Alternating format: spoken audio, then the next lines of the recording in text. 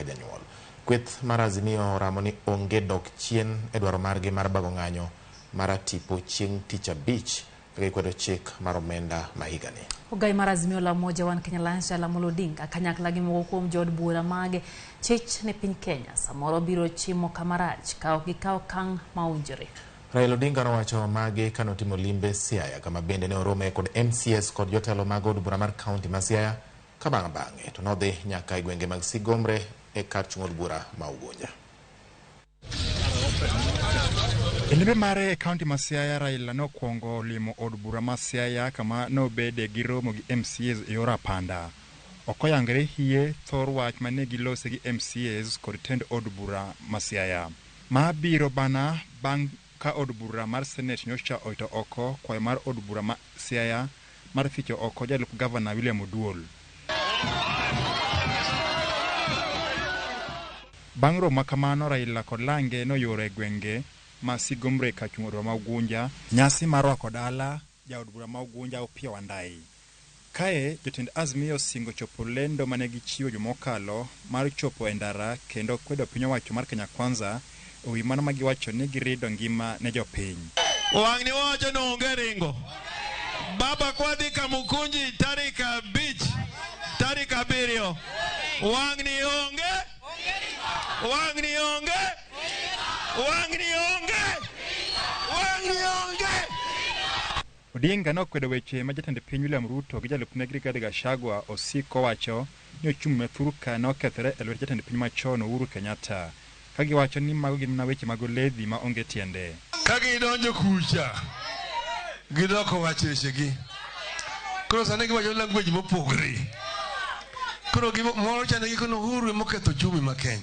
Kada kapo giting'o muma to gikwa budget ma siling bilion 1.5 milion 500. Kagisekawo mano gikono ni mogi nyiewo go matokni mokimiyo mondegi ofisi yao kod ofis mar nyar president. Gichoko pesa to gichamo.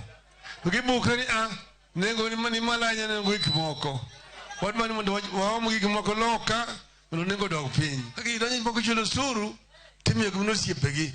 Ewi mano kalore kod nengo ngima makoro tek tweta e thurka, Azimio lero ni yath gi tiende en mana bago ng'anyo mar chopo duol mar japiny ne piny owacho. Na wakaribisha tarehe 7 mwezi wa 7 Friday, wangapo taungana sisi mtakuja. Hali ya uchumi ya Kenya imeharibika. Hata mahakama kuu ikasema ya kwamba finance bill lazima izame. Wamesema di siku ya Sabasaba tarehe 7 mwezi wa 7 Ijumaa ijao, Wakenya wote Kenya mzima utajitokeza na kusema ya kwamba enough is enough. Sichego bende ne jotelo go nosemo kalo jood bura mag Azimio mane okoso kwedo paro mar omenda ma bende nomiyo paro no kalo e od bura mamalo. Watu wote walichaguliwa kwa hizo positions waende nyumbani, wafuke mbrago, waende nyumbani. When you are a senator or a member of parliament, you go there to represent your people, not to represent your stomach, not to represent your personal interests. But I have experienced something which I have never seen in my 30 years in parliament.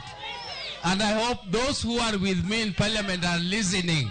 And Ruto, you are also listening. The culture of buying members of parliament must stop forthwith.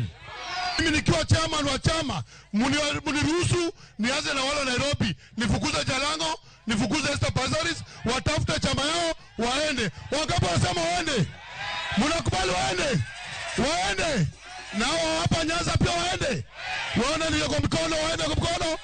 Maendeleo nge State House. Katiba manyien maendeleo uke bunge. Budget ndilo se bunge. Oklos kanye State House. Uinja. Eric Owenga, Ramogi TV.